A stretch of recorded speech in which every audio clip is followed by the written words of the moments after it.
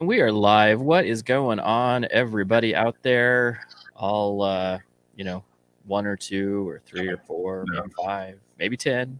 Who knows? Lots of good people out there. For people who are going to see this later, guess who is my guest today? Who? I don't know. This guy down below who's making these videos and stuff. He shows some knives every once in a while. Has some knife videos. There you go. That's cool. That big boy. And then everything's going, and then I got my awesome guest, my awesome host, James. What's going on, James? What up? How's everybody doing? Hopefully, everybody is doing good. What's going on, Chris? What's going on with you? I see you making some fun videos. Had a good one today, didn't I? You did. So for anybody who is under a rock, because if you're following me, you're definitely following this guy. If you're not, if you're not, go check out TCTBNL, that channel to be named later. And so tell us about. So you made a video on Black Rifle coffee. And I want to hear more about this because it's actually an intriguing news story, to be honest with you. And you've told a little bit about it, but what kind of made you feel like you needed to kind of chime in on your opinion of it? Well, I think one thing that everybody overlooks is Black Rifle is owned by veterans. And they do a lot of stuff to help veterans causes. They're in this process of they just raised $180,000. I think it is what they call their boot campaign to help veterans in need. So they do a lot of great work. And everybody is making these ridiculous videos, calling them traitors and calling them, sellouts and calling them everything else. And I'm like, what? And when you start to go look into it, you just look at this and you go, you guys, you got to be kidding me. All I'm seeing is hate. All I'm seeing is hate. All I'm seeing is hate. So I figured, let's try to counter that and go, here's my version. This is what I see. Take it for what it's worth. I like that. What was your feedback so far? Really negative, to be honest. A lot of positive stuff going on. I'm just kidding. 30% positive and 70% negative. And most of the people who were positive are veterans who have reached out and went, you nailed it perfectly. You said what I've been saying from the get-go. Oh, that's cool. That's really cool.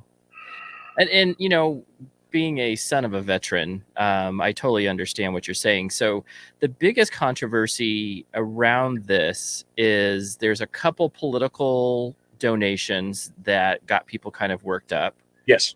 And can you kind of go through, I remember in the video you talked about a little bit, and we just talked a little bit more about it, but kind of for our viewers, let's talk about the situation, and then we can go into what was said or what was done on the other end. Is 2 or 3 years past that people are bringing up.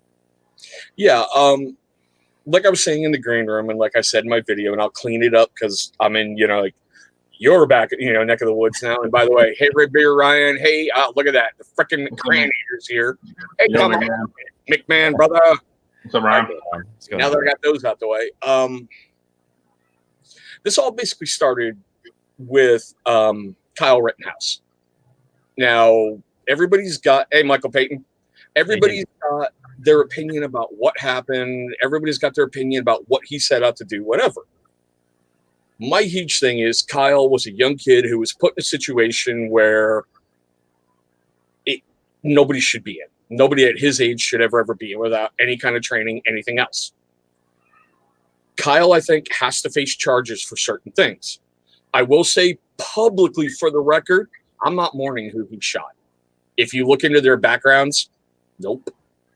He took out 2 scumbags, and he severely injured a third who's a felon who shouldn't even have the Glock in his hands in the first place, according to laws. So all that being aside, Ricky Schroeder and the My Pillow guy, I can't ever remember his name. I just know him as the My Pillow guy. All right. I don't know his name either. They bailed him out of jail. And I'm like, okay, well, great. He's still going to have to face charges. Now he's not sitting in jail. Whatever. Keep moving on. Well, the day he got out, there was a online magazine. It's called The Blaze. One of their online reporters had a picture taken of himself. I believe it was Kyle and another person. And Kyle was wearing a Black Rifle Coffee t-shirt.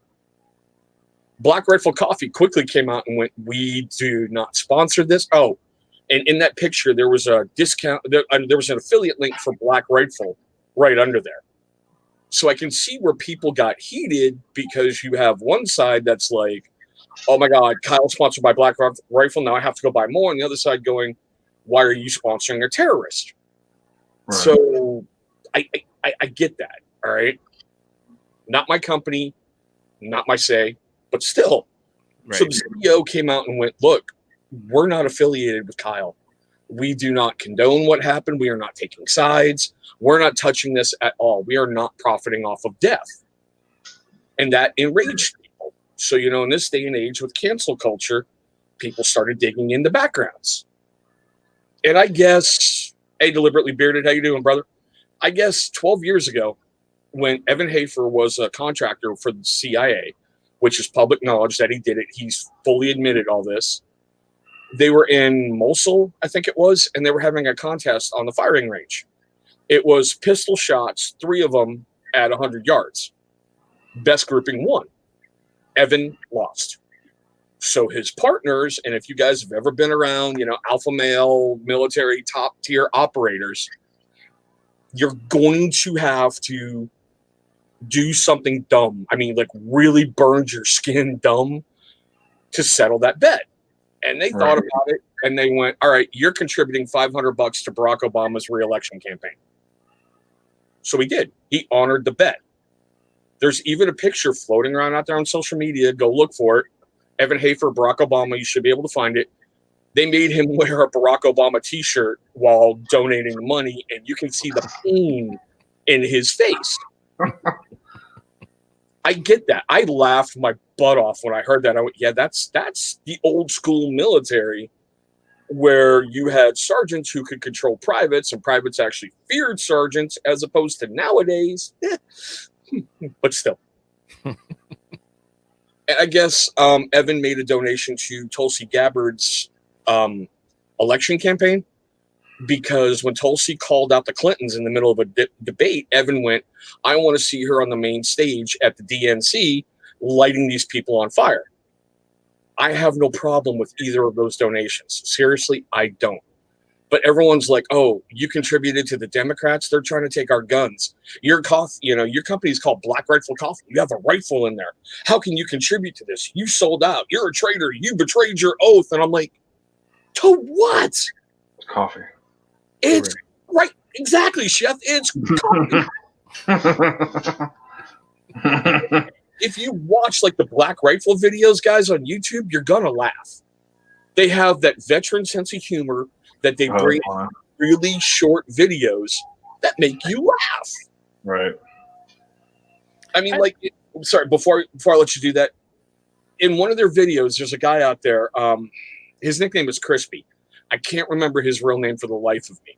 He's got burns over like 90% of his body, and he lost like one of his legs. And in the video, he's got a flamethrower strapped to his back on the back of one of those little fast go-kart things. He's like, I ain't afraid of no fire, and lights the flamethrower off. That's veteran humor. You find it dark and you laugh at it. And it's himself. It's not like, somebody's making fun of him.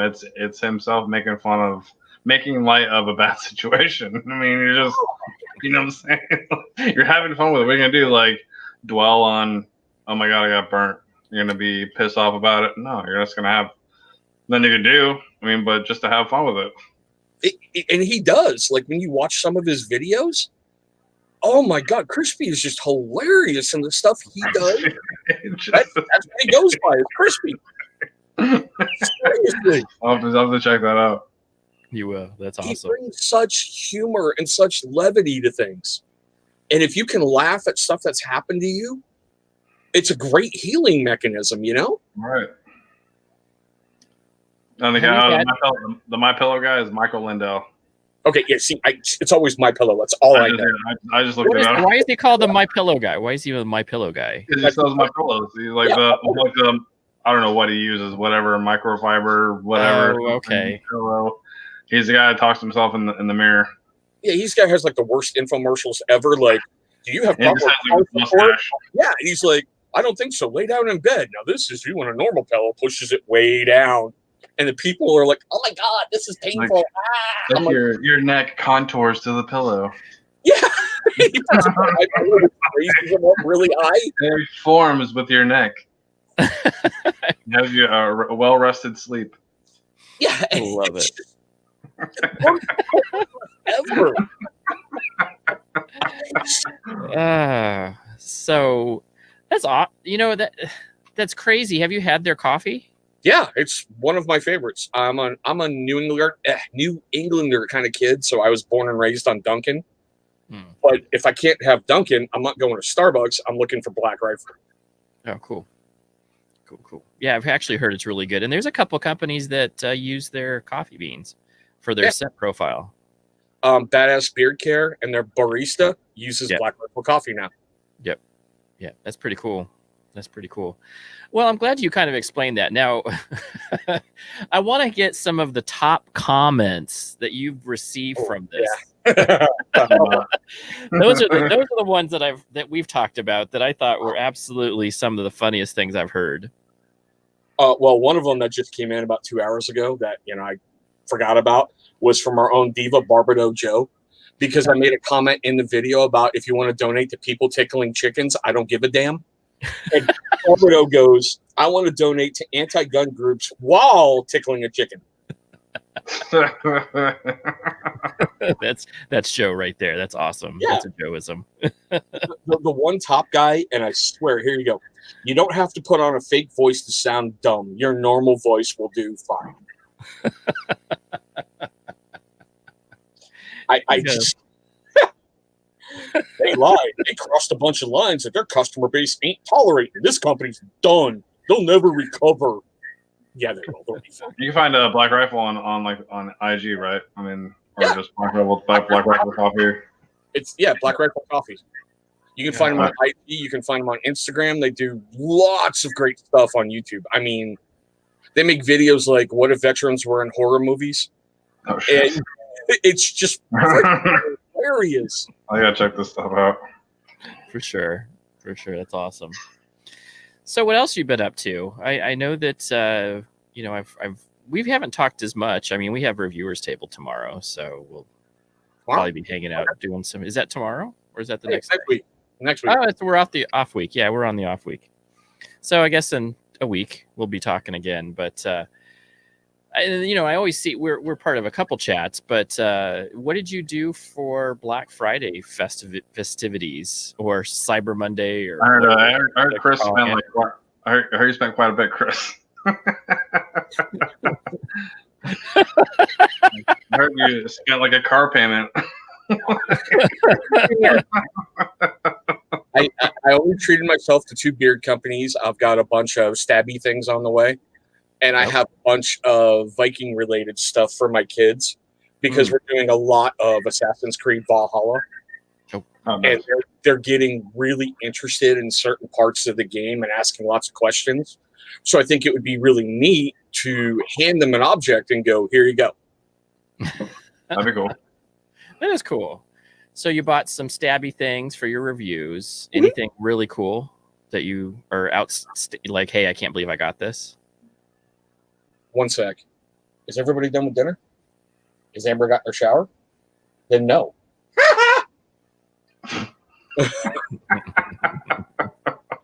And that's the kid I love, who comes in here with a whiteboard with a message on it going, can I have some ice cream? No, it's not Sammy, and I can walk down my stairs without a problem, okay? I will say this for the stabby stuff. Just keep watching the channel because I've got to test some more things out. I'm trying to do something different with certain areas. And Billy Rogers, it ain't leaving my house, bro. Nice try. I got my vitality. You ain't getting mine. I I saw. Okay, look, a devil dog just figured out. Yeah, I know it's for me, but still, if I play it off as it's for the kids, the wife may not kill me in my sleep. Okay. At least you won't get the full on like yell on whatever with your wife. Whatever. At least you can be like, oh, I got some for the kids. It's for the kids. That's right. That's what you do. You just play it off. It's all for the kids. I got some for the kids. I thought of the kids. Yep. Even though it's for you. Okay, what? This doesn't fit you? Oh, it's daddy's now. Even though it's gonna be kept in your room, it's gonna be kept in my room. That's right. That's awesome. What did so James? What did you get? Did you get anything? Were you? Yeah, I didn't spend. I mean, I didn't go crazy. I spent maybe like $65, $70 on some stuff. I got a couple. I got one big thing. Well, I got renewed coming. Yeah, he had the buy the R Red for like a 75% off combo, whatever. So I did the R Red and bought a combo as well. So that was I think $25, which I couldn't beat that. Right. But yeah, you get a combo and you get an oil as well. So for $25, shipped out. So you can't beat that. I think Chesapeake had probably the best deals that I saw. $20 for Vitality and an oil. I bought only one item from Chesapeake. I own everything else. I was thinking too. You got the F2020. F2020. That's what I got. Yeah. I got I got so much stuff from him this last week. I ordered Kauai. Good. I ordered his Kingston. Oh, it was Slumberjack and then Cheshire. And those were the 4 that I bought from him. And then I'm gonna you heathen. Go watch a freaking Disney movie. Cheshire. Heathen. Cheshire Cat. Yes. So Cheshire Cat, and so I bought the Cheshire, and it is. I can't wait. I've heard Kingston. It was actually somebody said, "Hey, Kingston." There was like a run on Kingston. Like it's crazy. So I got some coming, and then I did Iowa. I've had some Hanyockers coming in, or I have Hanyockers in, but I'm just waiting to open it. I got another Etsy. What's the Brothers Groom? Okay. Yeah, I wanted to get that. Say it again. Corey Weatherbeard, how you doing? Hey. What's up, Corey? Man, I just got, and then I went a little crazy on. I got one gadget for the studio. I got a new pair of headphones, so I'll be happy. Yeah, I'll be happy. I have way too much stuff. That's what I just realized. Do you guys have way too much stuff for reviews where you're like, you look and you go, I don't think I could ever possibly do all the reviews on all of this stuff. I actually I might order some shelves. I got to hang on the wall so I can kind of set all my oils up. I got to go on tonight probably and order some. Yeah, I was thinking that too. I was thinking, would they go in like a spice rack? Actually, somebody actually turned me on to a nail polish holder. Yeah, and it holds like I think like 90 something old bottles of oil. I think Kylie from Kylie's reviews did that. Yeah, her and then somebody else I saw where I got it from. It was another guy I saw that had it, and he got me to it. It's on eBay. I think it's like $25 or something like that. So, just to answer your question, if I reviewed one Chesapeake product a week for the next year, I'm good. I can do that. And that's not counting other companies. That's not counting gear. That's not counting books. That's not counting me running my freaking mouth behind the damn camera, I was, so somebody actually asked me, they said, what's wrong with Chris? And I must have said something in your live stream the other day that something was wrong with Chris. And I was like, I don't know what you're talking about. And then we talked a little bit about some of the craziness that's, a little bit of beard drama. Yeah. But the good thing is that I'm glad that it hasn't developed into anything else. That's where I see Chris in a very different light these days, who kind of just shrugs it off and says, moves on. I will say this. That night that I lost my cool, and I'm not going to say any more other than that, where I just flipped out and I was like, F this, F that. Oh my God, I'm going to stab somebody. Right. I actually had to remember Rob Acker's words. And that's why I made that video the very next day saying, life log, I'm sorry. Because Right. Rob gave us a great challenge to rise above it, put the pettiness behind us, don't give in to the drama, and I failed. And an important part of your growth is to come forward and go, "Nyeh." And Johnny, that's not Baby Yoda, that's Boston Mike that I was going to use in videos. But now that Boston Beard Co. is no longer in existence, Yeah, that sucks. Is it not in existence? Mike has stopped doing product and he's now going to become a reviewer. No shit, really. Wow. Yeah. But as I was saying, it's an important part of your growth to apologize, admit your mistake, and move on. And if I hadn't have been focusing on that, like today, some of the comments, I would have just flipped out and been like, but nope, I kept positive today.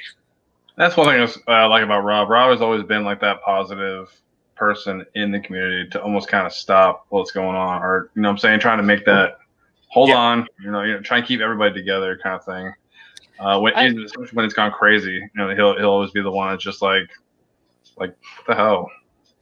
He's really like that. I like Swag is the same way, but we've gotten to know Rob a little bit. I've gotten to know Rob a little bit more over the last couple months, and what a cool ass guy. That's what I got to say to that. What a really stand up dude. He's straightforward. Some people don't like straightforward maybe, but I like it. And he could probably tell me anything with just his accent.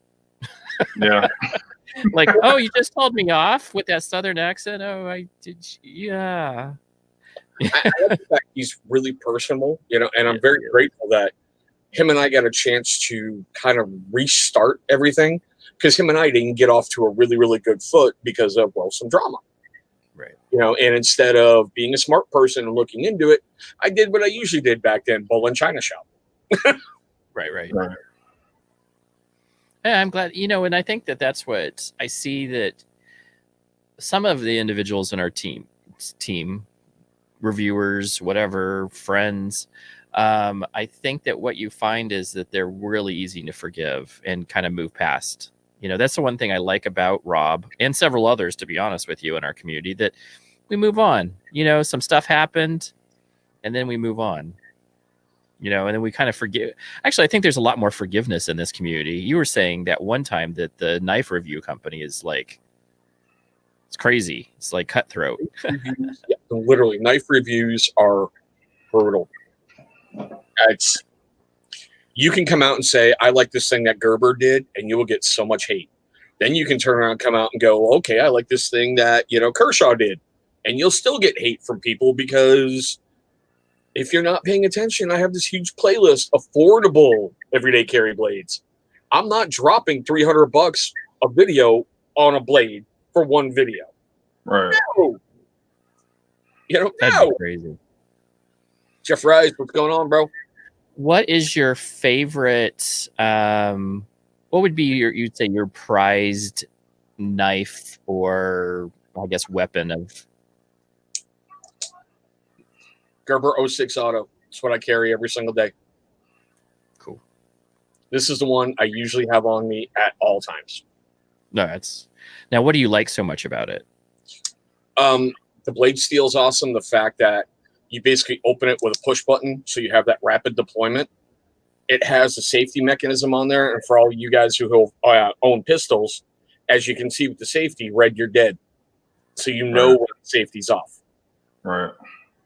It's just, and that way it doesn't go off like in your pocket or whatever. You know what I'm saying? Like it's, you know what I'm saying, when you have that on or whatever. Yeah, right. Billy Rogers, just $299.99. You know, kind of like that damn thing right there. Yeah. Wow. That one was almost $300. Oh wow. What's like the most you spent on a knife? 300. So right at it. I saw that one. I just went, okay, we've got stimulus money. We got tax return money. What the wife doesn't know won't kill me. Okay, order, get here, fine. She's working. Yes. I so do that. I'm like, hey, when's this? So I bought myself some Sennheiser headphones, and I'm like, when's she not gonna come? Please deliver on Friday. And then I saw it comes on Saturday. I'm like, damn it. What's up, Huckam? There's that damn app now by the post office that lets you track any packages coming to your house. No. Oh, my wife has that. I'm like, "Grr." Oh no. What do you get from here? Don't worry about it. What's coming from here? I want an Instagram giveaway. I want it. Somebody gave it to me. Somebody just threw me some of these products. I don't know where they all came from. They're just amazing companies. They just give me stuff. Just be like, what package? I have no idea. Exactly. And hook 'em. Wait till this freaking Corona BS is done. I've already paid for lessons on how to learn how to forge my own weapons. Oh, that's cool. I think it's sick. I That'd have be really a video series coming to my channel. Oh, that's cool. Forging is so awesome. Like Forging the Steel. I watch that show all the time. Yep. That is actually now it's on Netflix. Did you know that? Yeah. I think it's not on Netflix the other day. That's where I'm watching on is on Netflix. Yeah, that's cool. That's a cool show. I enjoy shows like that because it has that steel. I love steel. I've seen a lot of to be able to pound out your own. Now you have to have I don't know how hot you have to have the fire, but it's pretty damn hot. Just burn. Like you got to get it hot, and if you don't have a power hammer, you got to have a lot of muscle behind you to move that steel. It'll be fun. Now, what's your first? So do you have to have a huge I don't know. You'd have to have some sort of blacksmithing stuff. Me personally, I don't own anything yet, but I'm paid for lessons to apprentice under somebody. And, we're going to get it all worked out at that point. And that's right, Hook. And that's one of the things I love about, Forged by Fire. It will kill. It will cut. And that look kind of gets, he's like, it will kill. I like when they test them out. Like when they test out the sharpness of the blade, where they have to cut things and stuff like that. I think it's really cool. That's the fun part. Well, there's parts where I was watching one this morning where one cut went right through an animal carcass. Yeah. And he was like, what the fuck do I do now? It works. Yay, it works. It's sharp. It's really sharp. Your weapon will kill. Exactly. I think that's awesome. I love shows like that. I like actually those ones where the alone ones. Have you guys seen that one? Yes. I love that. That's cool. What would you? So this is my question: if you guys were on that show, knowing what you guys have, I know that specifically you, Chris, you've had some survival skills from the military. They'd have to physically drag me out of that forest. That's all I'm saying. What would you take if you were to go? Well, they give you a huge gear loadout if you watch the first things, and they let people pick 10 items. Right. So you've got to think logically. You need to purify water. You've got to think about shelter. You got to think about something to cut with. You've got to think about. If I didn't say fire starting, you got to think about fire starting. You've got to think about everything because it's not like you're out in the middle of the freaking Klondike, the Klondike, and it's like, oh well, damn, I forgot my fire starter. Let me go to Walmart. Right. Yeah, you better make a fire grab some rocks or grab something to start a fire. You better know how to start a fire. What would you take? What do you think? What else would you take? What'd be a unique item that you probably nobody would think that you should take? I know this is going to sound corny, but a picture of my daughter, Brianna. Because every single day that I think about quitting, you look at that picture and you go, no, I can go more. No, I can go more. Right. That's what they would have to physically drag me out of there. I've seen people quit for the dumbest reasons. Oh, I know. And I'm like, no, Billy Roger, I don't wear a onesie. A onesie. James, what would you take? So you've watched that show, right? Yeah. All right. What would you take if you were to give, what items would you take that would be, and then I guess what's one unique thing you would take? I don't know, unique. I mean, obviously, man. I mean, do you get you can pick from a knife, a knife or whatever. I don't think you would need really a knife. A knife or some kind of, I don't know. It's hard to think what I would pick to get to go on that show. Yeah, I watch it and you're like, oh, can I do that? Or would you be able to do that? I'm not sure. I always think that I could do that. But I'm like, I was a Boy Scout, you know, I could do something. That's what you always think. I could do that. And then you always see some stupid person cutting themselves like halfway into the thing. Every time there's some stupid person cuts themselves or they burn down their shelter. You're like, how would you even, I mean, how would you not think? But maybe you're really hungry. If you're really hungry, maybe. You got to think when a lot of those dumb mistakes happen, we're so used to, we have X amount of calories a day. All right. And when you go out camping and you're like, oh, well, you know, I'm going to rough it. Where do a lot of people go? They're like a cabin in the woods with Wi-Fi and a fireplace and a hot tub. And you're like, oh, this is nature. Yeah. Okay. So when you look at these guys on the show, when they go out there weighing 250 pounds and halfway through the show, they're like at $120. Oh, yeah. You're not thinking properly. And if you think about the shelters they're building, and the fire, you know, I get the fire's inside. It keeps you warm. It provides a source of heat and everything, but it's drying the inside of your shelter. True. So all it takes is one little pop of a spark from like wood, and woof, you got a Roman candle. You know? Yeah, that last season. Yeah, that last season. Hey, what's going on, Gary? So he must have heard that we were talking about him. You know, as soon as I swear that happens, as soon as a beard company knows that we've talked about him, like within 5 minutes, his like Gary signal goes off. He said Kingston. Gary, well, my prac says you suck and you should fold up shop right now. Yeah. No, not at all. I think that I've always told everybody that I really like his stuff, and I think that his unique bottles I really, really enjoy. Like you can put those on the shelf, and those are stand out. I like them. Or like that white milk, those white milk bottles. That's why they stand out. They're white. I know. I like them. I love that. It reminds me of my dad who used to do Old Spice. You know those little Old Spice white bottles. White. You go. It reminds me of my dad. Really? Yeah. Reminds me of my dad. He used to have Old Spice. I know. Things that remind you of. I think Gary would do good at survival shows. Gary probably would bring nothing. Gary would bring nothing. Gary doesn't have a grill. He's going to be pissed. Have you not seen Gary's live feeds? Here's my snack shelf, which is half of his kitchen. You know, he has like unique snacks too. Like he gets some really cool snacks. I've seen some of his. You're like, what did he say? What snack was that again?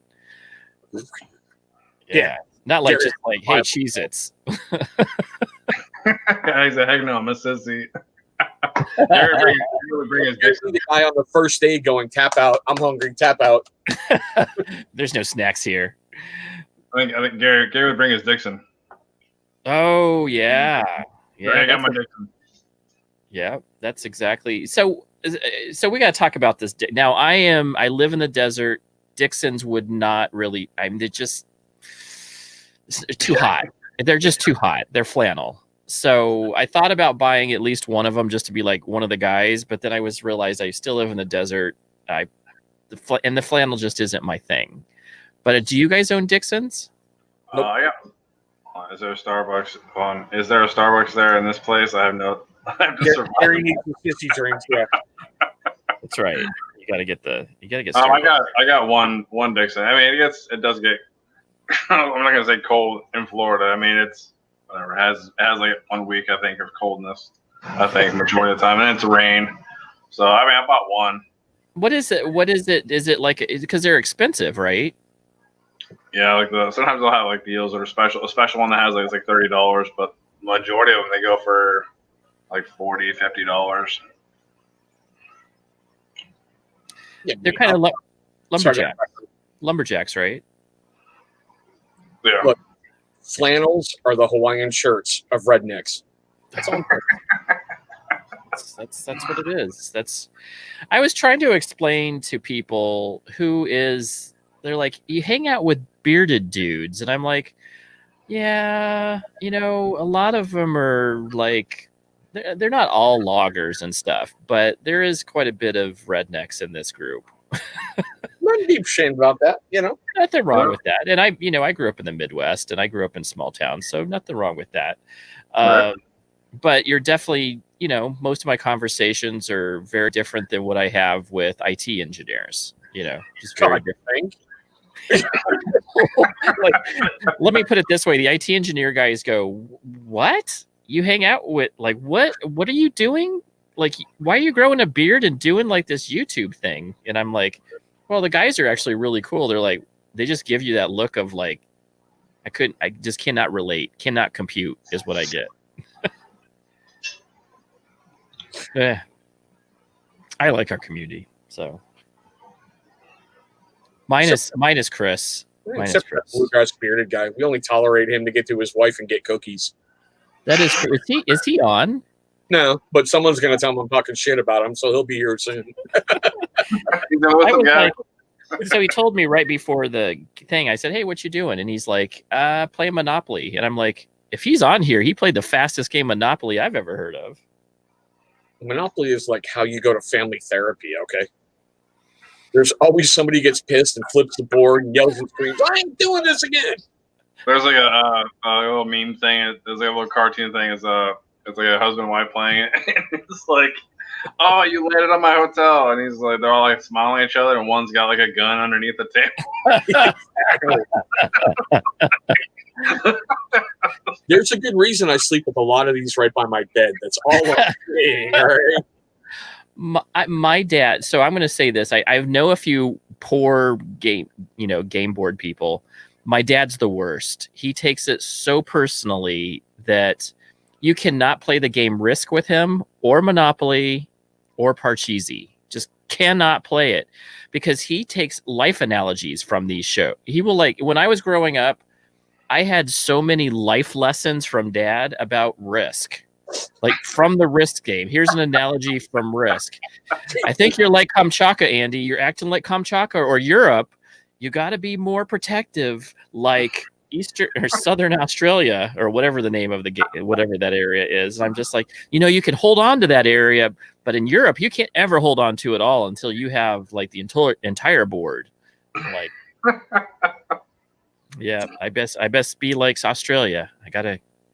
We make a of stuff in this house. Like, we have Uno battles. There's actually a replica WWE belt that we have that whoever wins gets to parade it around for a while. I love that. That's awesome. Right. The Monopoly champ. Yeah.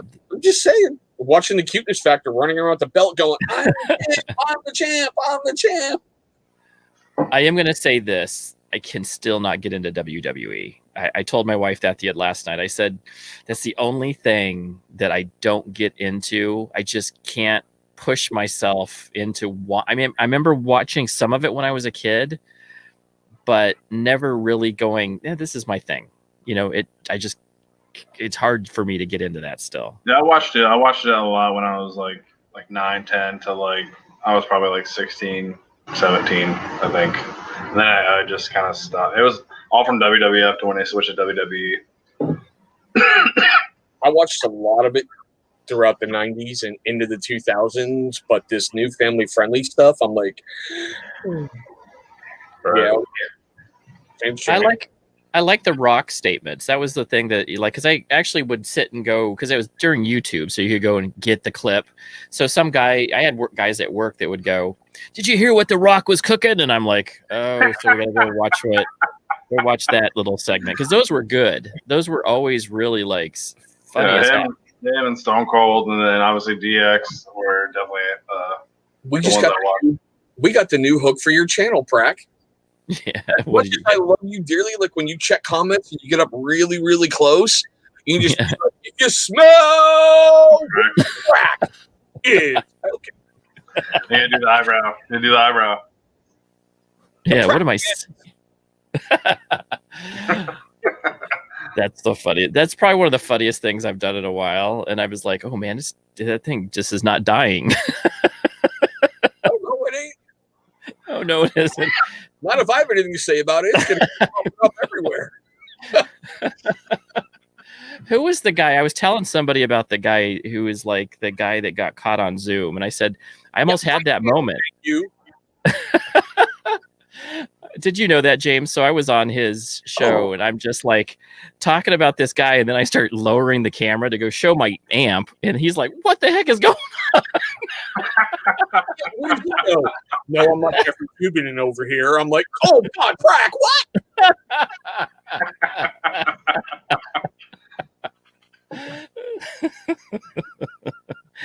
Oh, good. And then my favorite good times.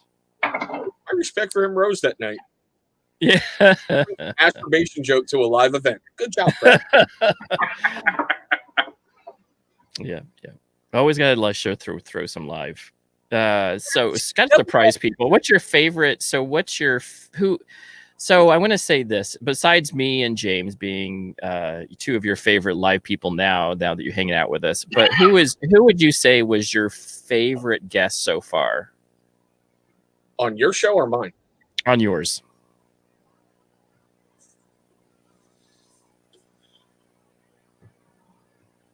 I'll put it like this. For interaction back and forth and pure laugh factor, Ben Taft.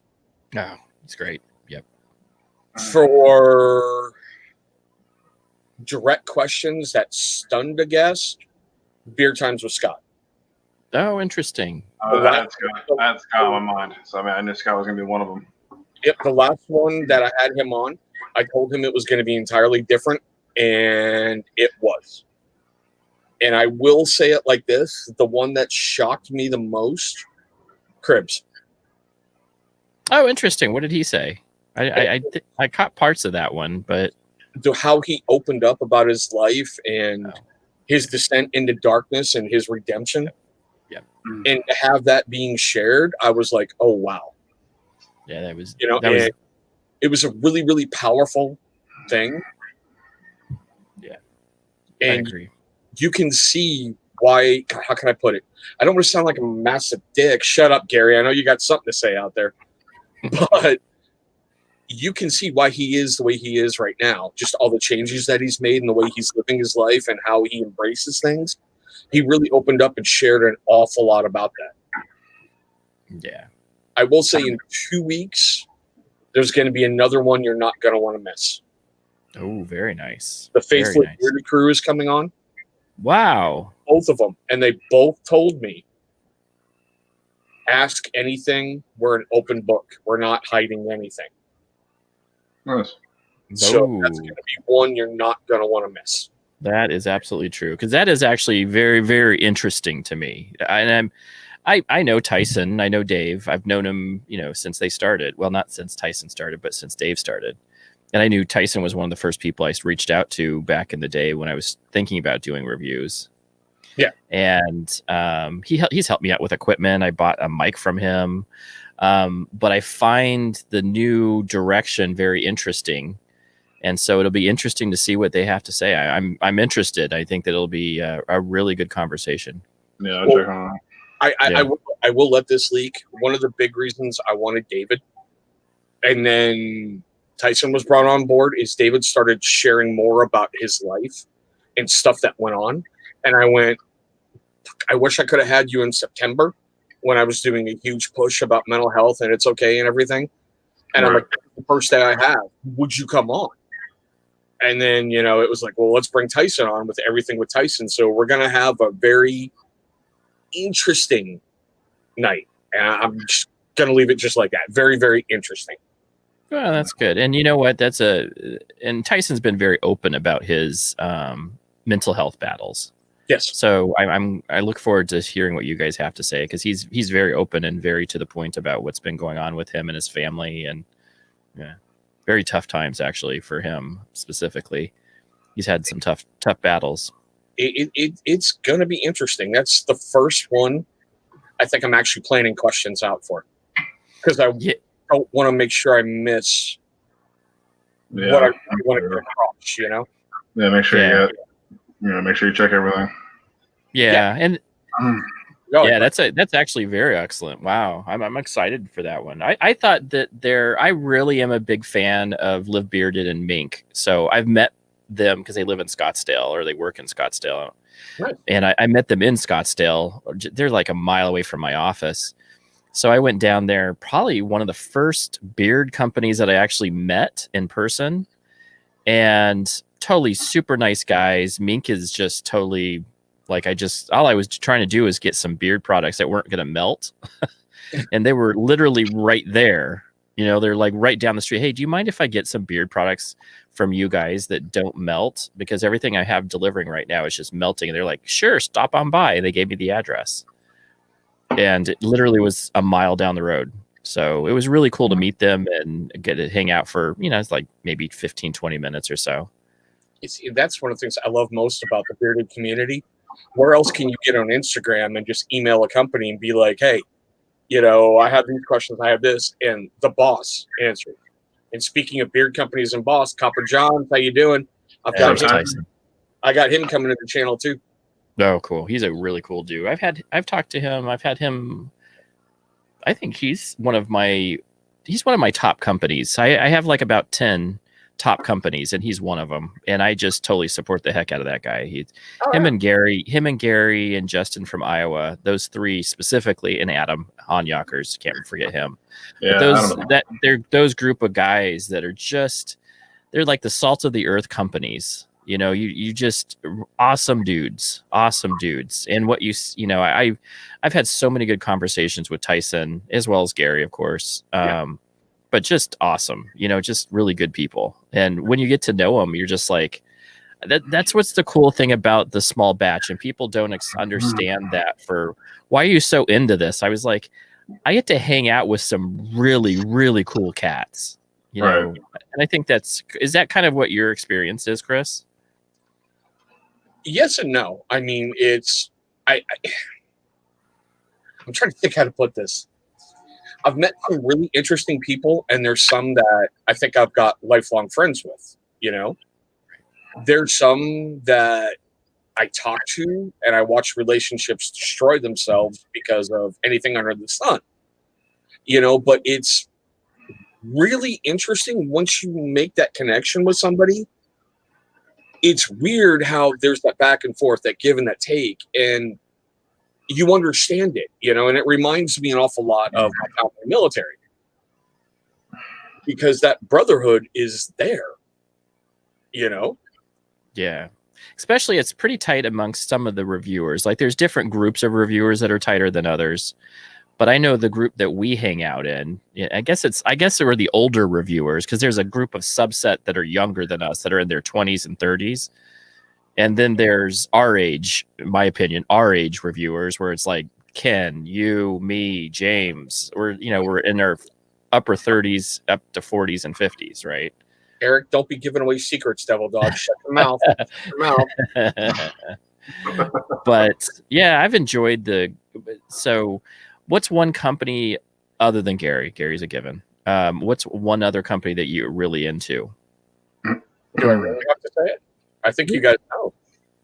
Yeah, I think we talked a little bit about it, but I want to hear who's your second go-to?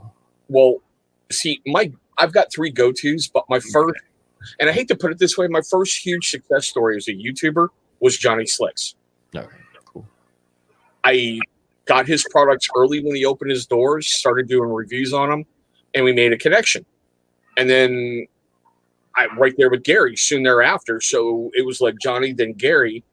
And my third go-to company is actually Ready Man, because I love how the stuff feels in beard.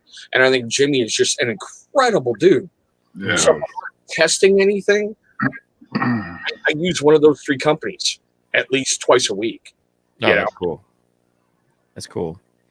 I have never bought Ruddy Man. I like him. I like Jimmy a lot. I love that he plays guitar, and he's a really good musician. Awesome. I just have never minister, and he just does so much. Yeah, and he's always smiling and laughing. I love that. Right. And there's like the CD that he came out, like the whole Ruddy Reveal thing, where we had to kind of follow his CD, was like, it's literally like one of the best things to do, like every month, was listening to that CD. It was just like, because it's really good. I told him that like multiple times. I like dude, this CD is like, the whole band is awesome. Like each one has like their own awesome talent. It's just really nice. Tyson, that's on me, brother, and I'm going to work on fixing that here very, very soon. I have been wrapped up in so much, but still, I'll be reaching out really soon, brother. Yeah, Tyson's. I think the one thing that I'm going to say about Tyson is that he is a really affable person. Like, he's just humorous. He's a good-natured dude. I like the fact that I have I can talk fishing with somebody. I don't know if you guys are fishermen, but I absolutely spent most of my youth being fishing. I don't do as much now. I live in the desert, not as much. Had with fish with a hand grenade, okay? So you're one of those, like, they go in with the dynamite. especially with me, he brought us to the whole new level of, like, nipple fishing. So that's the whole. I haven't been nipple fishing yet, so I want to go nipple fishing in Florida. Can you even imagine that? So also you come up with like a shark. I might be thrown off the pier.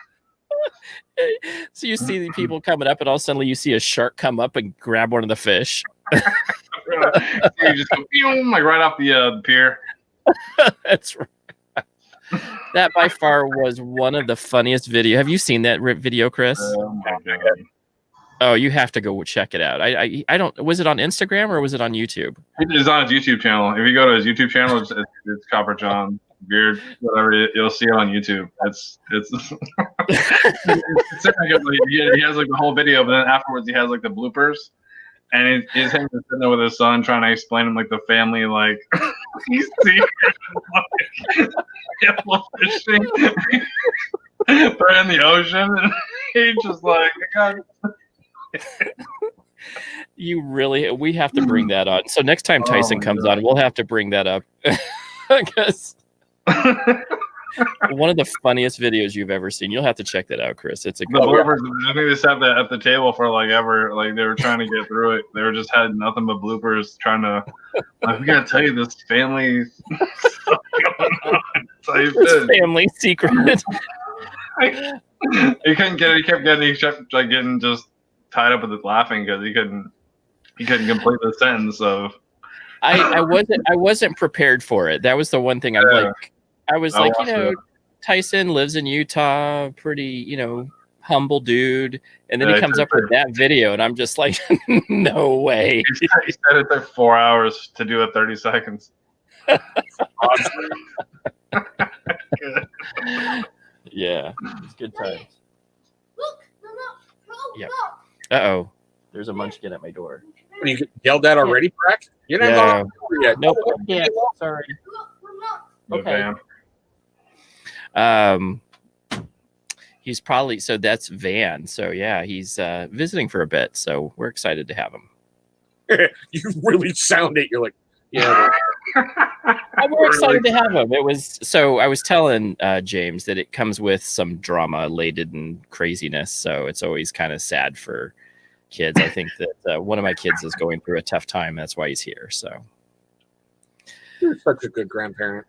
Oh, I love him. He's an awesome kid. He's the best kid ever. He's like if you have a bad day, you cannot have it you can't have a very long bad day around that kid. He just all he has to do is just give you a hug and you're just like, I was really cranky. How can you be cranky with, you get these huge hugs from this kid? It's awesome. So Corey said, did anyone mention or someone mention nipple fishing? My nipples were tingling.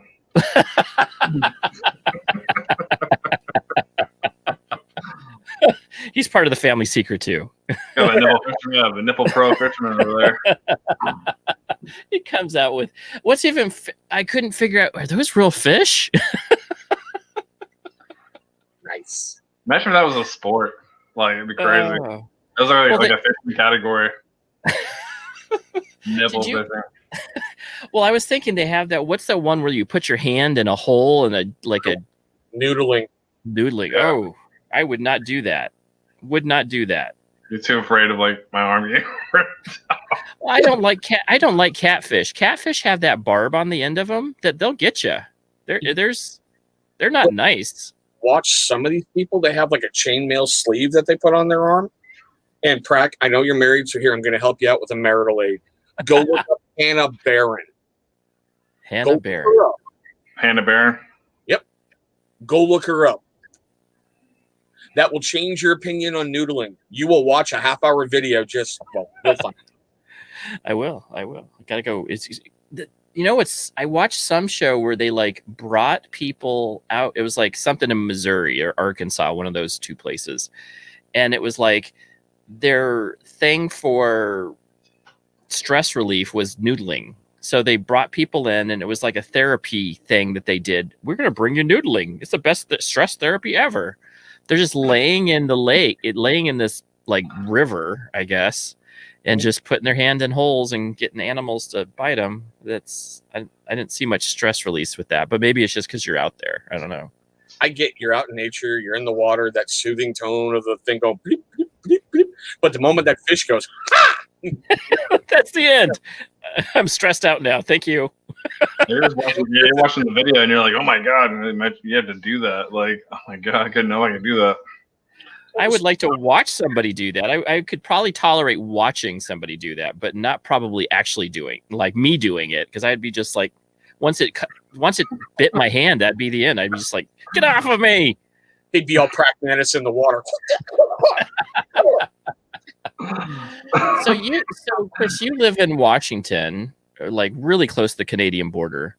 Do you do any hunting up there? Or you Not since COVID, but yeah. Not since COVID.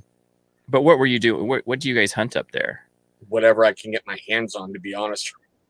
Do they have like elk, to coast of Canada, maybe a moose? Do you have to get like tags and stuff, like special like permits and stuff for that? Yep.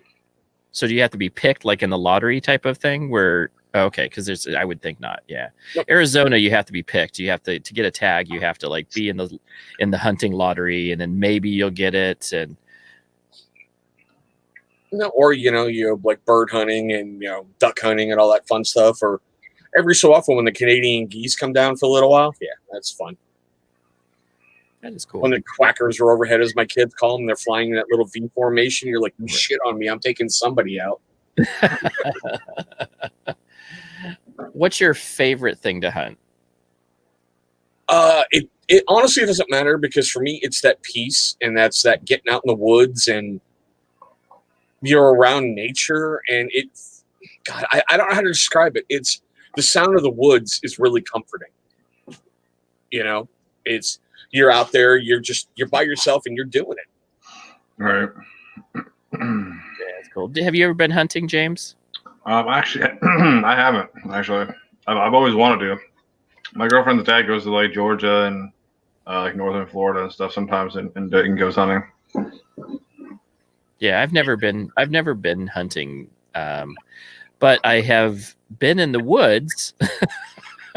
And I do believe that being in the woods is the most calming thing. I used to do a lot of biking and hiking there at Flagstaff, Arizona. And there's a lot of ponderosa pines there. And it always reminds me of like running water when you hear that wind whistle through the pines and through the woods. It just always sounds like running water. So soothing. Every forest has a different sound, different smell, even though there's a lot of similarities. But if you just listen close, the forest is going to tell you basically everything you need. Especially in the morning, like I'm saying, like right in the rise, like just that morning dew. Yeah, that is cool. Bam, brother. Hey, what's going on, Bam? What's up, Bam? Have you guys gotten anything? He has had some product releases, and I hate to say it, I haven't bought anything from Bam, which he has. What? I haven't either. I've been wanting to get more of his stuff. Yeah, I saw a couple things, and I was just like, there was so much Christmas scents out, and I was like, this year I'm going to do seasonal stuff. That's what I said. So I only got I could only afford 5 or 6 of them.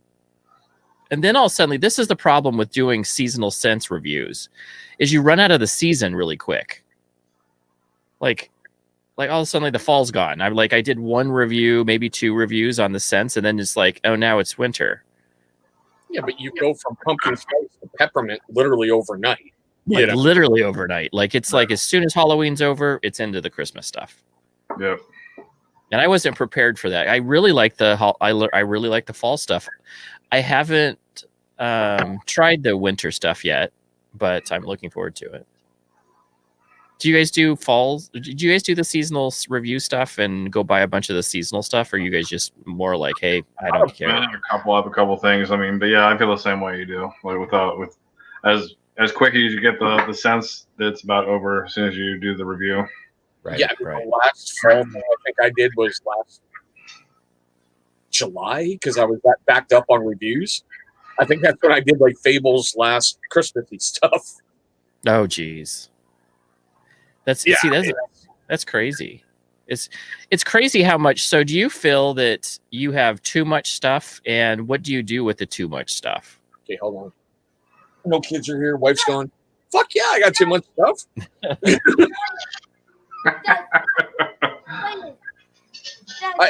I'm being summoned again. Hang on. That's why I'm getting shelves. I'm like, everything gets stuff away out of where I have it right now. Okay. I mean, like the table right by my bed, the Chesapeake Ruddy Man table is just full. And then like the dresser I have over there is full of like everything else. That's just beard products. Let's not talk about knife and survival gear and everything else. Yeah, I'm backed up, dude. And no, I'm not eating a freaking brand muffin, so nobody put that BS over there in the comment section, okay? I think it's funny. I think it's funny how you have the Chesapeake by the bedside. It's right there. Chesapeake by the bedside. Just in case, if I have one company to grab, if a fire was to start.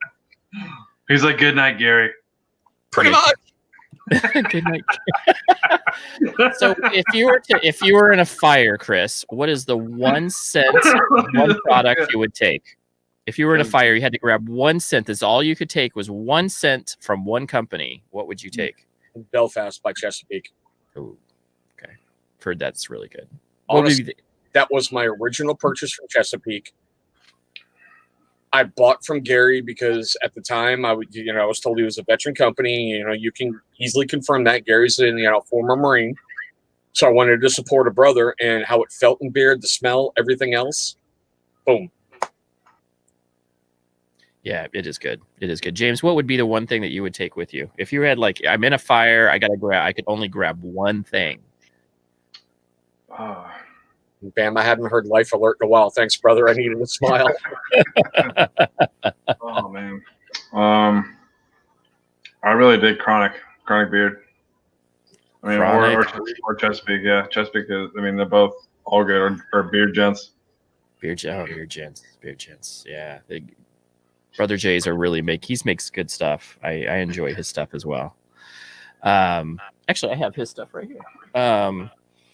I got Kubato and BAM stuff. And BAM stuff. BAM stuff is really super good. So many stuff. So that's like 3-4 things.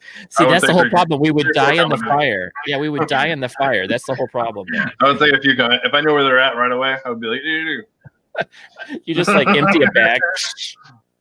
Yeah, but see, I like how you go, which product? If you're like, which kid? That's an easy answer for me. When everyone's not pissing me off at the moment gets to get out of the house. Everybody else burns. Oh, that's funny. I'm trying to think. That's actually I can't think of I can think of a companies. I would like to take some companies with me, but I tell you that it would be hard because there's just so many good companies in our society, in our little community society. The amount of Chesapeake product I have weighs as much as the cuteness factor. So yeah, no. Now so when you went, you said hey, I tried the Belfast first, but what made you really say, this is my company, I'm going to buy every single thing that they own? Okay, God, this is going to sound so bad. Gary reached out to me via Instagram and we had a conversation about something. And that impressed me that an owner of a company took a moment to reach out to me. I'm keeping that conversation between him and me. All right. Yeah. But the fact he did it, and I was like, cool. So I reached out, I bought some more. And I did some more reviews, and Gary commented on them. And I went, wow, an owner's commenting on my stuff. And when at that point, I was still really brand new to the beard game. And I'm like, damn, that's really impressive, And then I like the feel in beard. I like the smell in beard. I like the fact he was a veteran company. I love the customer service factor by Gary. And it just started that, okay, I bought another one and then another one. And then it was like, okay, I have my beard budget for the week. Nobody has anything that I want. I'll go back to Chesapeake and see what they have. And then it got to a point, I was like, fuck, I pretty much damn near have everything. I better complete the collection, you know? That's awesome. So Bam said, yes, I better take Caden's Kitchen. Did you know that this is one of the coolest things that has ever happened to me through the beard companies? Bam, as we all know, is a Santa Claus.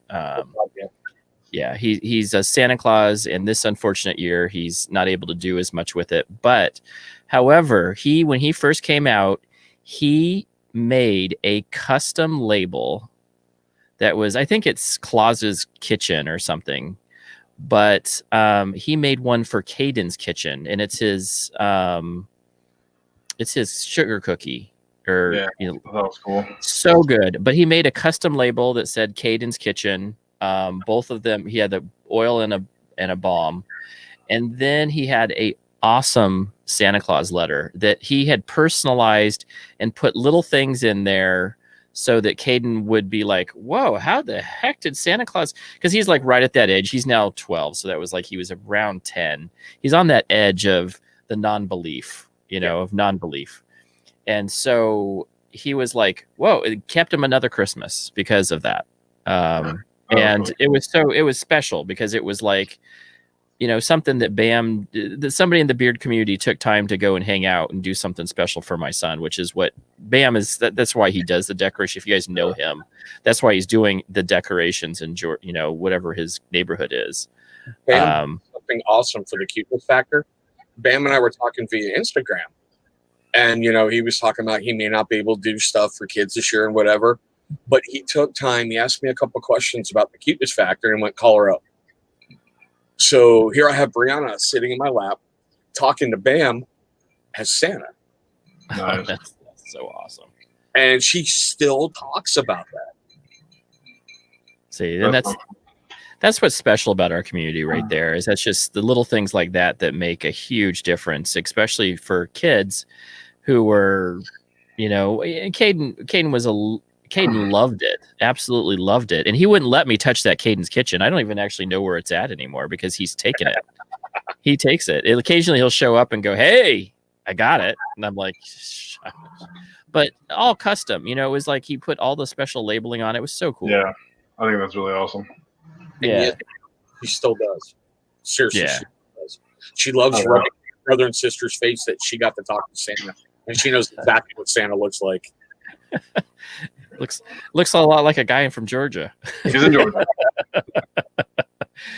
That's what I love. Do you remember your parents trying to explain the whole, like, how the Santa did, like, if you go to two malls in the middle of Christmas season, how your parents tried to explain to you how that worked? You're like, I saw that Santa over there, and here's another Santa at this mall. And my mom would always go there. Well, you'd always get either people that really I had parents that did, no, that's really Santa Claus. He just really moves fast. How do you think he gets toys everywhere? And then another set of parents, because I was parents from a divorced family, these are just Santa's helpers. Yeah, that's what I got a lot. Those are Santa's helpers. Yeah. And that's what I tell my kids. They're basically agents of the North Pole that go out across, the world and report back to Santa. So you better not be bad. Pretty much. So Michael Payton goes, my kid asked me, I told him straight up, I'm Santa, bro.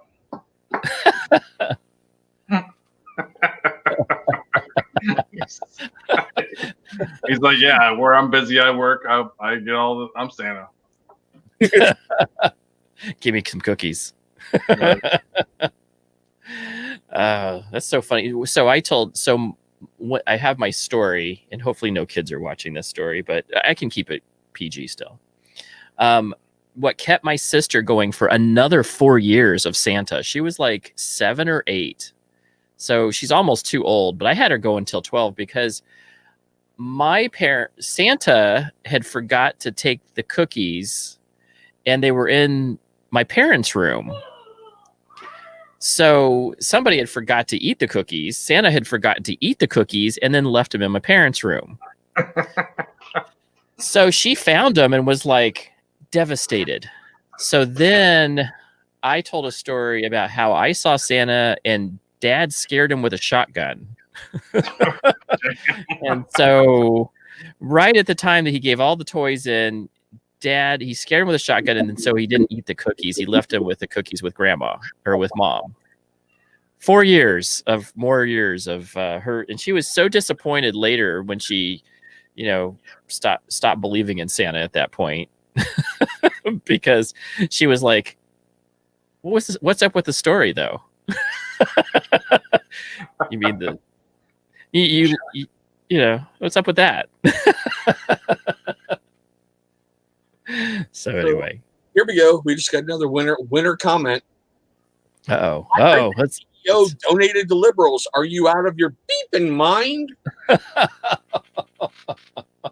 There you go. See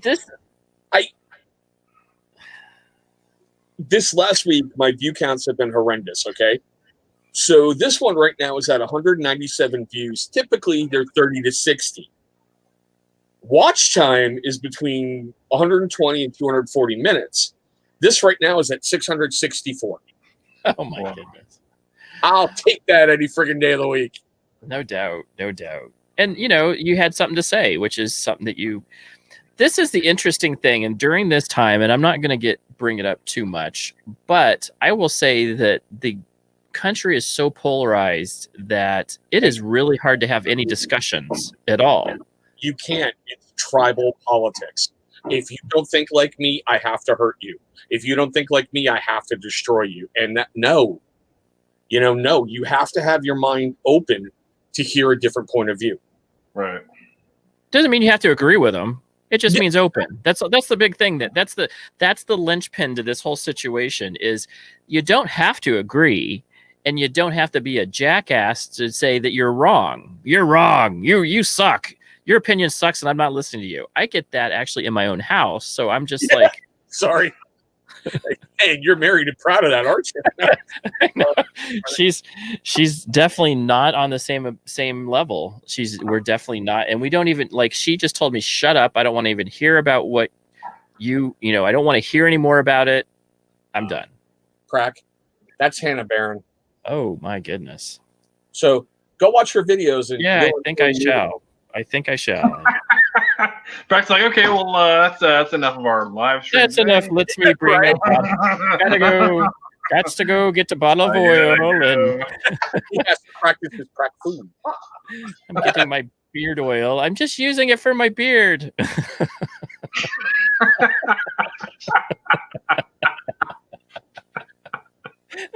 Where you getting that beard butter? It's very moisturizing. It's very moisturizing. I couldn't resist. Sorry. That's awesome. Yeah, now I'm going to be like, you're going to get a DM. How do you spell that name again? She's like Dana Bear. Dana Bear. She's a noodling expert. Hannah. Oh, Hannah. Oh, I would have messed up right there. I'd been looking for some random person. Can't find her. I can't find her. And then I've been Can't find her anywhere. That'll sound like Chris gets this DM. What the heck is that girl's name again? What's her name?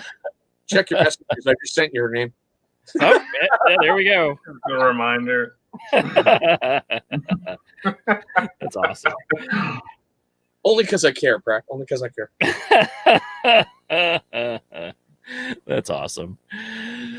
Well, we got to keep our at the 13. I tell people this at 13 years of marriage, you just have the FU life. There's this just you pass each other and say FU. That's your sex life right there.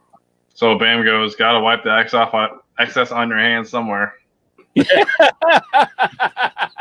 like, why is your phone so greasy? Why does it have all this stuff on it? I can't even touch your phone. It's so greasy and it's very moisturizing. Oh. That's not going to get out of my head for a while. Oh my God.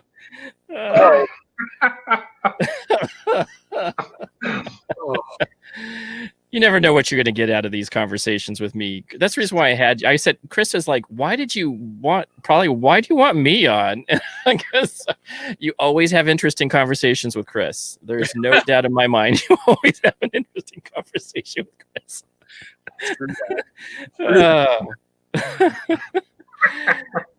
Oh, that's good. Good times. Good times.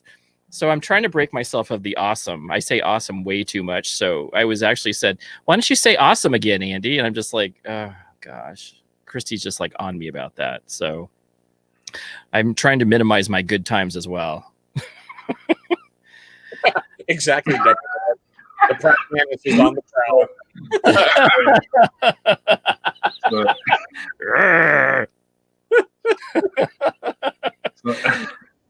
Eric Kennedy said, "Well, we'll know what the pragmatist is attacking later on." I can just hear that conversation now from the bathroom. Honey, I'm meditating. Leave me alone. I'm watching Noodling. Damn it! I'm learning about Noodling. There's much to be known. I'm trying it out in the bathroom here first. I'm Noodling.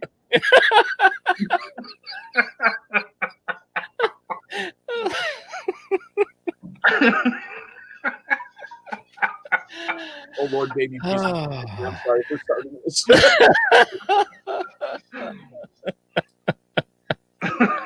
Oh my goodness, I needed that today.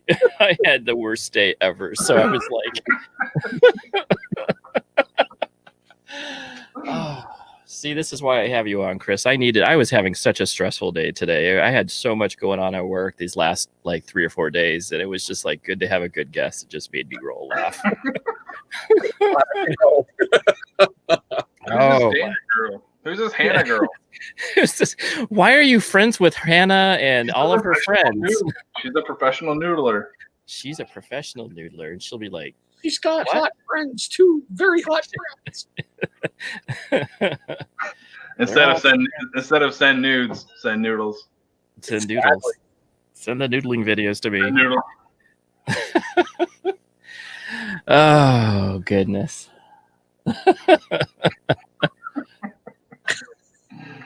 Wow. I like the fact that it's good to have a good laugh. I haven't had a good laugh in a while. Well, you got married, so you don't laugh anymore. Oh, sorry. No, that's exactly what happened. We don't talk laughter here. We just have this thing you do. You're gonna go do some. So what did you guys? So we didn't talk anything about Thanksgiving. So what did you guys do for Thanksgiving?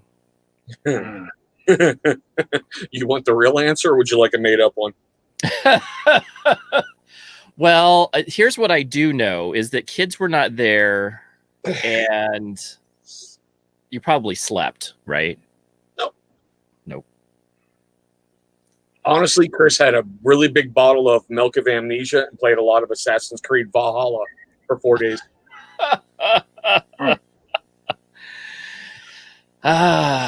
Good times, good times. That's, you know what? So me and Christy, one time we were like, hey, we're going to do this whole romantic weekend. We rented a hotel in North Scottsdale. We were so excited. And we just got there and slept.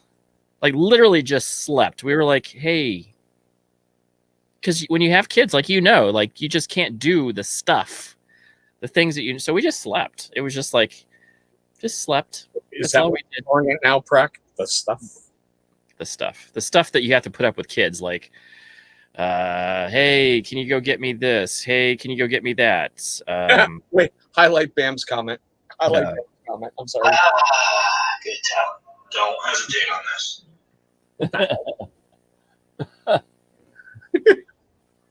Rosie 11.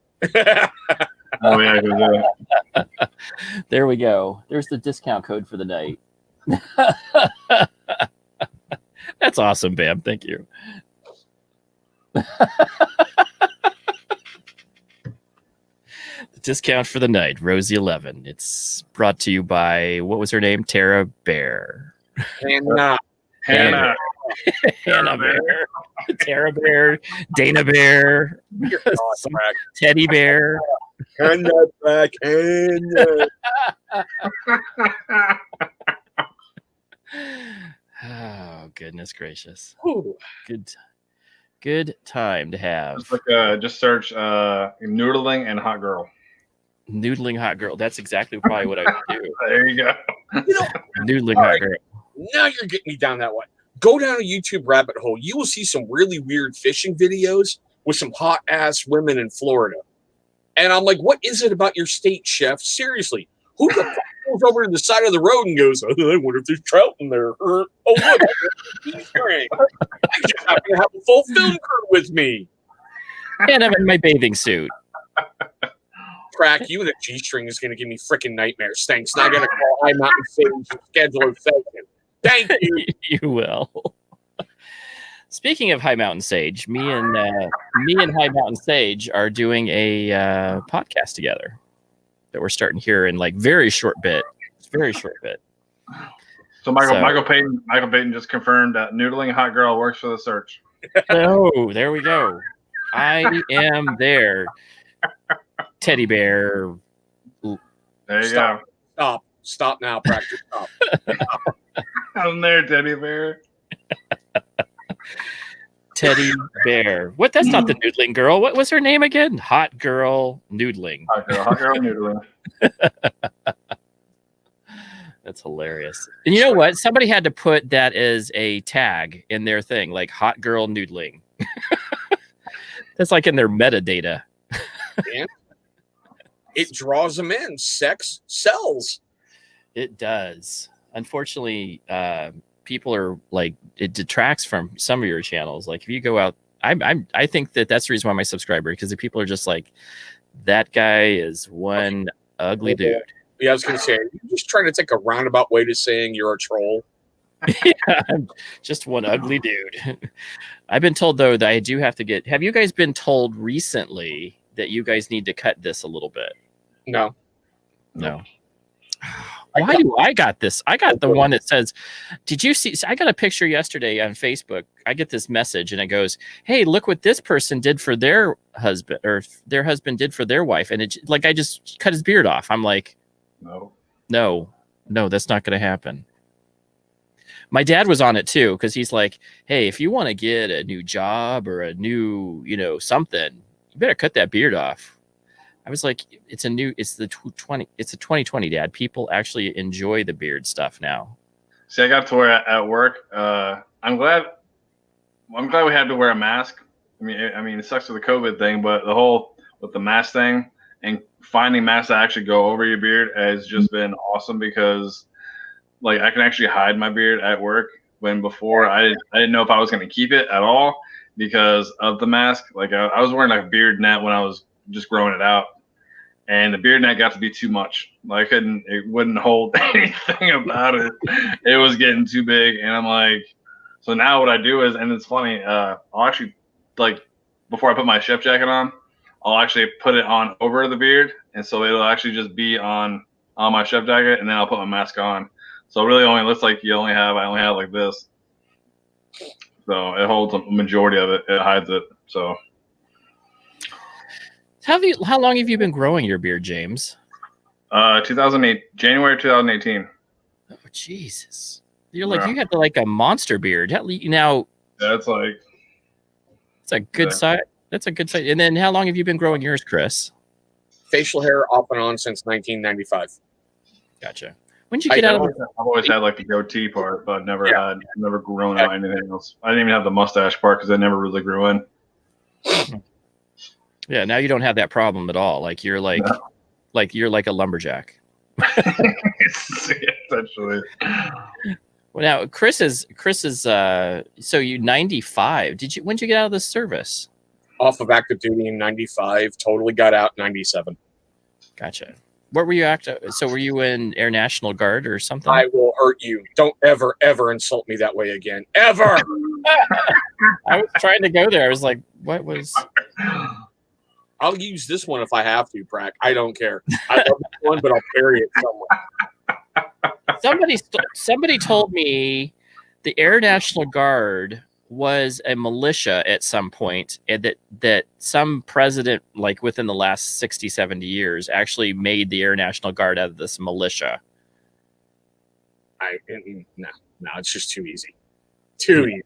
Yeah. So anyway, what were you in? Were you Army Reserve? Once again, I will hurt you. What was it? What were you in? What part of active duty didn't you understand? I thought you said you weren't active anymore. Active, 89 to 95, I was active U.S. Army. For the 2 years afterwards, I was enlisted reserve.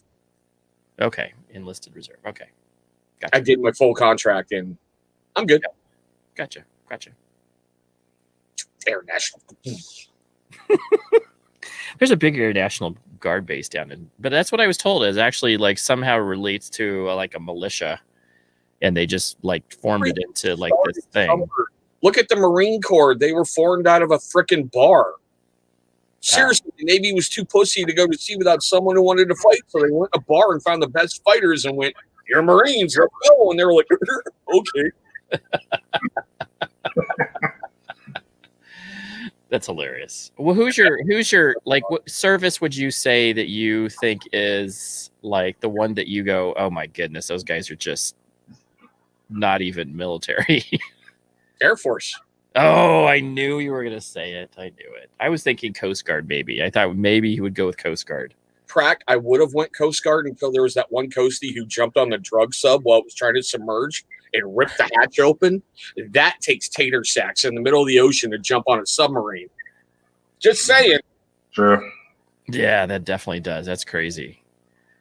That is crazy. And then they do a lot of rescue. Like that's what their primary purpose is they do a ton of rescue, and it's like intense rescue.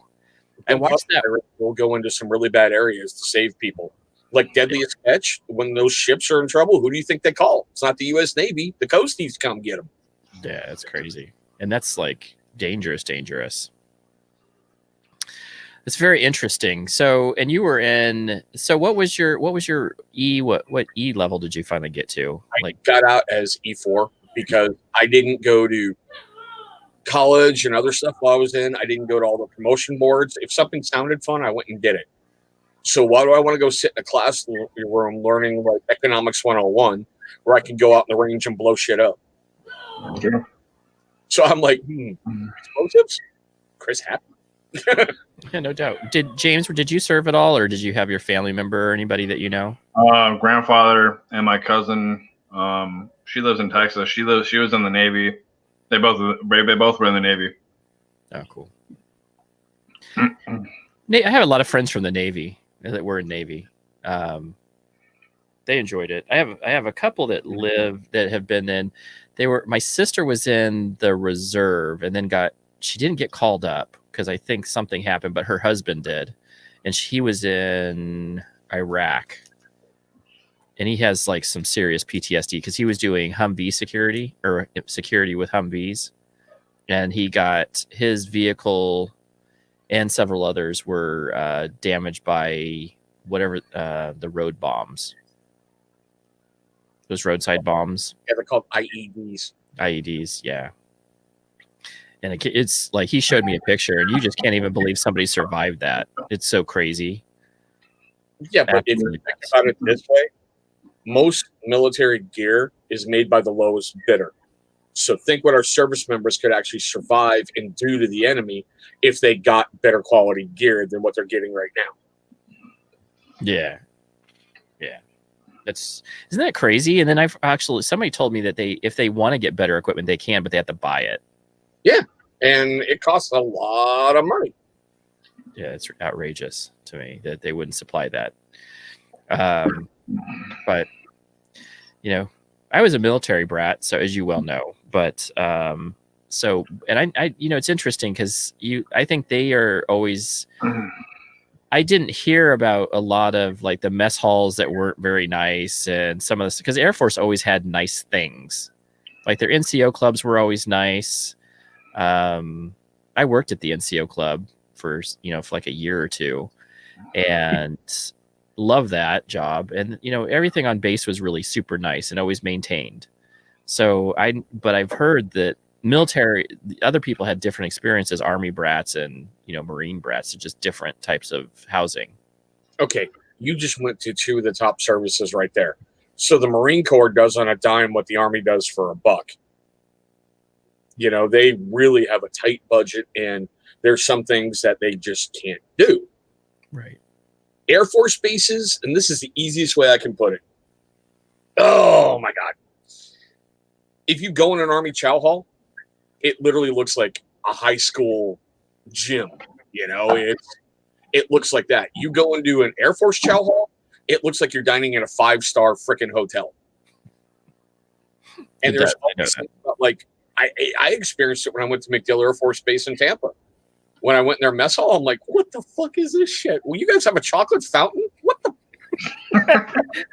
They do. Fondue? What? They do. So my friend worked at the mess hall in Upper Hayford, and I'll tell you, I worked at the NCO club, and he would work another shift at the NCO club, and he would tell me all the stories about what they ate, and I'm like, holy moly, that my dad's biggest gripe was SOS. Like, that's the only thing that he ever got out of that he will not eat still to this day.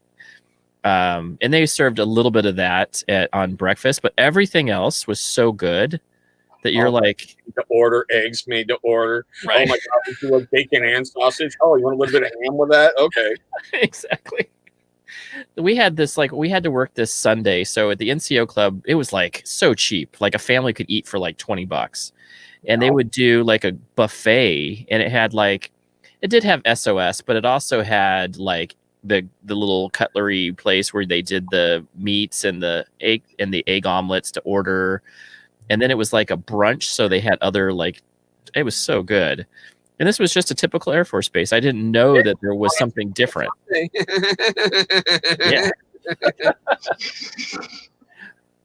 It's funny. Oh, yeah, for you, dick. But I didn't realize that other people had different experiences, because I heard Army brats who were like, oh, they hated it. I'm like, I lived in like really nice places. I lived in England for 8 years. I mean, it was decent British houses. See my previous answer. Yeah, I know. You're not monetized, so I can do that right now and not get in trouble. You can. I'm so far from monetization. Have you ever thought about that? So you're monetized, but James, have you ever thought about? I've given up the idea of even thinking about monetizing anytime soon. Yeah, I'm not in like a. I'm saying it's not like a rush to get there. I'm just having fun with doing it. I think I'm at like close to 260 right now. I like 259 or something, but Go and subscribe. Hold on. Nobody subscribed. Chris hasn't subscribed to me. He'll unsubscribe. 258. Who did that? Have you ever? So that's the funniest thing in the world is when you sit and for me, it's like, oh, I go to my new account and there's never any new subscribers, but I'll notice that one person dropped off, and you're like, who the heck spent time to go to my channel and just drop off? I don't have anybody who even I don't even have any new videos. Somebody had to. I must have pissed somebody off. That's what I did. Yeah. It's Chris. He's like, you're at 258 now, buddy.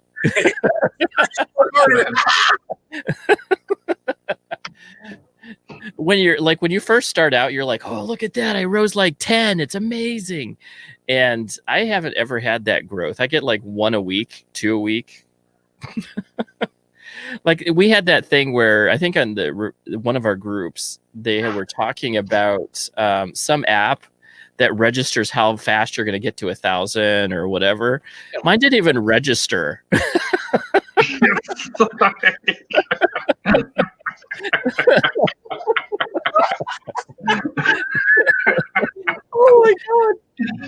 I think I got a not enough information. I'm like, well, yeah, Aaron, you will never get to 1,000, son. Get a little smiley face and check back next millennium. Yeah. When you start making consistent videos and stop trying to, I don't know. Yeah, but I've always said this, and I didn't believe it in the beginning, because in the very beginning, my growth was so minute. I saw 1 subscriber a month, and I was like, dude, wow, really? Someone likes my stuff? What? Right. Content is the king. That's it. You've got to produce, even if it's just you sitting in front of a camera going, "What was that hot chick's name who's noodling? What? Huh? What?" It's content, you know. It is. The problem is that with Caden we used to be able to film like at least a little bit more often, but now that everybody's in the house, it's much different. And then I've been super busy at work all of a sudden. Like I wasn't as busy the last the year before. This last 6 months, I've been so busy that it's like I can't find the time at lunch to go and do a video. And then Caden's also kind of getting to that age where he doesn't want to do anything with dad anymore like that. He's like, I don't want to do the reviews. I'm like, why not? I don't like telling anybody that their products are not good. I'm like, okay. But he'll be my scent guy, I guess. Yeah, but then find something else. I have this great relationship with Bearded Life. Joe is my brother.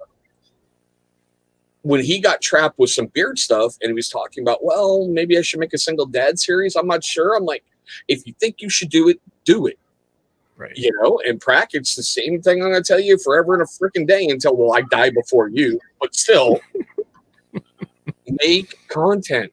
You help people. You do things. I mean, I would watch you just in your garage thrashing around on the guitar because I just want to see it. It's something so outside the Prac Manus range, I thought about doing that because I've been watching more, and I actually have so much equipment to actually be able to record guitar music now. Like the studio equipment actually also records instruments, so I was like, hey, I could probably do some stuff. It'd be kind of fun. Take Beard Code's idea. Do a day in the life of Prac. Oh, that would be fun. Did he do that? He's been doing his COVID diaries. Oh, that is pretty cool. Yeah, that's pretty cool.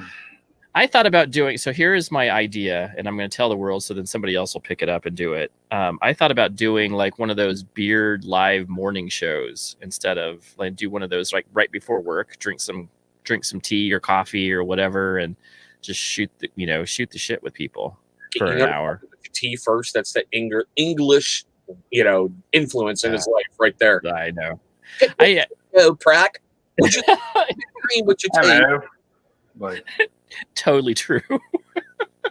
Thank you. Yeah, James. Now you've been making? I haven't seen.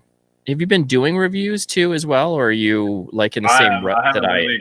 I've just been busy with work, and I help out my girlfriend and her mom and her grandmother and stuff like that. So it's just that they keep me busy over there, and I got work, so it's like finding a middle ground to kind of make stuff is kind of hard. You know what I'm saying? So sometimes getting off of work, I'm like, do I want to make a video? Do I want to, be up right now, or do I have to wake up tomorrow and help somebody out, whether it's taking them into a doctor appointment or taking, it's just like back and forth trying to find a middle. So I will tell you who has the crazy has the most consistent, like this dude is like clockwork, and the guy is always like, you can find him at 2 a.m. making videos, is Dan.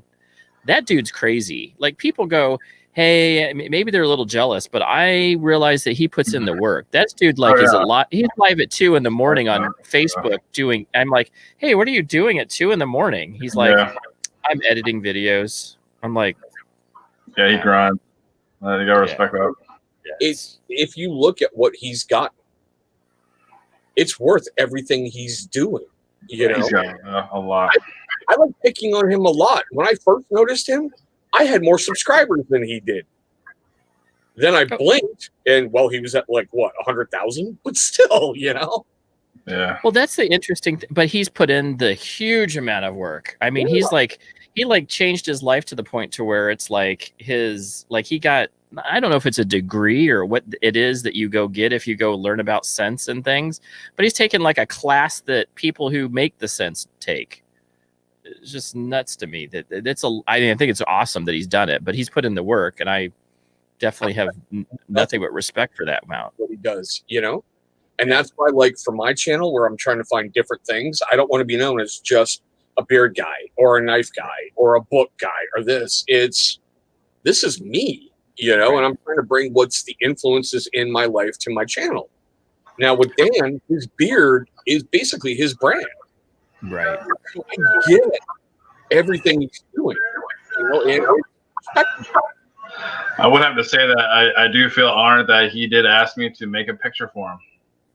Oh, So cool. actually I made him the you see Dan being bald. I made that for him. oh, nice. Cool. Yeah.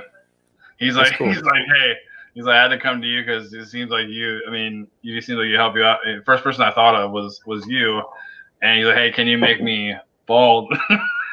Like, let me work on it. Let me see what I can do. And it took a good whole day to kind of get it right.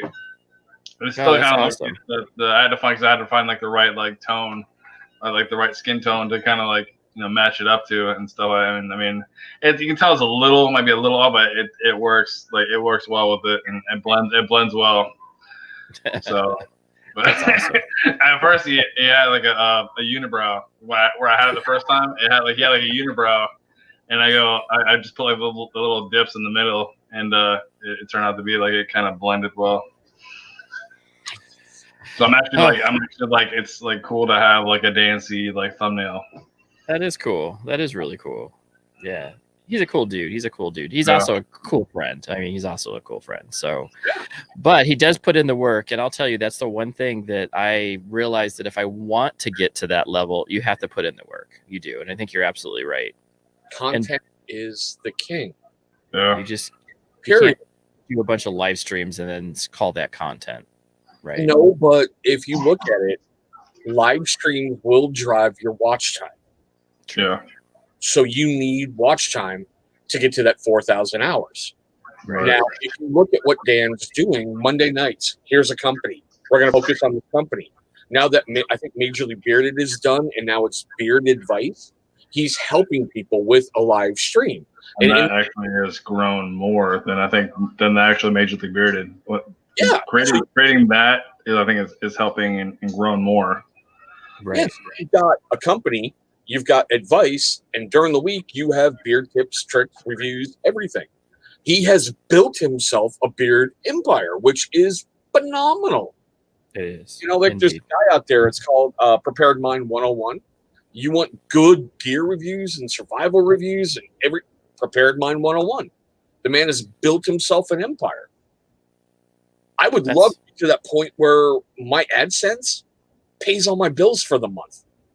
Oh, me too. I would love to have, I'll be honest with you.